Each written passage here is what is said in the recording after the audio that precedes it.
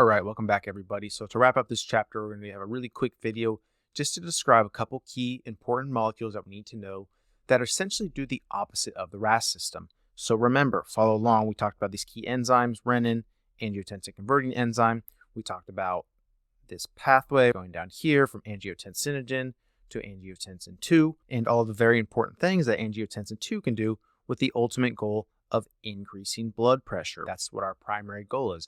It's by bringing back sodium and bringing back water, we can improve our volume stats, so we can improve our plasma flow to the kidneys and such. So these molecules we're going to talk about here, called natriuretic peptides, are essentially the anti-RAS, or they do the opposite of what the RAS system does. So there's two key ones I'd like you to know, one called atrial natriuretic peptide and the other called brain natriuretic peptide. These molecules are released from cardiac myocytes. You can imagine the atrial one, the ANP is released from the atria, and the BNP is actually released from the ventricles. You're probably wondering why it is called BNP then, and it has to do with the origin of its discovery in 1988 when it was actually described in a pig's brain, and so they named it BNP at that time, and it's just never gotten changed since then. So again, super key here, this inhibits RAS. This does the opposite. This is the anti-RAS. It's going to cause relaxation of vascular smooth muscles, right? Because we talked about RAS, one of its primary effects is that it causes vasoconstriction. And so if we do the opposite of that, right, we're going to cause vasodilation or relaxation. We also talked about aldosterone release being a primary importance in the RAS system, and its job is to retain sodium. Well, then what is the opposite? The opposite is actually not allow that to happen, is to inhibit that process so that we actually excrete sodium from the body and thus excrete some of our volume status. Again, where sodium goes, water will follow. Well, how does this work, right? The molecular mechanism, I really don't think it's something you guys need to dive into. Don't get lost in the weeds here, right? We want to keep it high yield for you.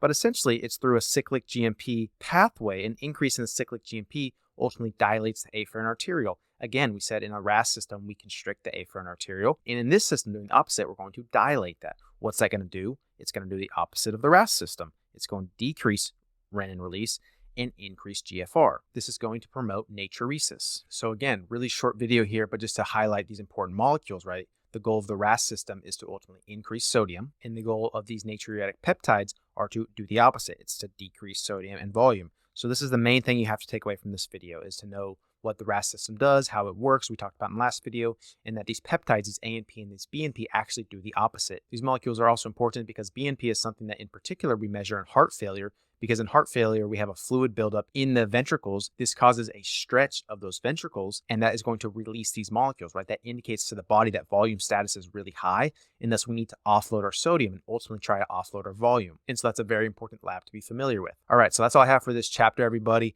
Nice job. A lot of really important high-yield physiology here. It takes a minute to understand, but I think it's really a good use of time, right? If you can understand these parameters, if you can understand what causes these physiologic changes, well, they can ask you a variety of different questions in a variety of different settings, and you'll always be able to reason through the question if you have a good foundation in the physiologic principles. And with that, I will see you all in the next chapter.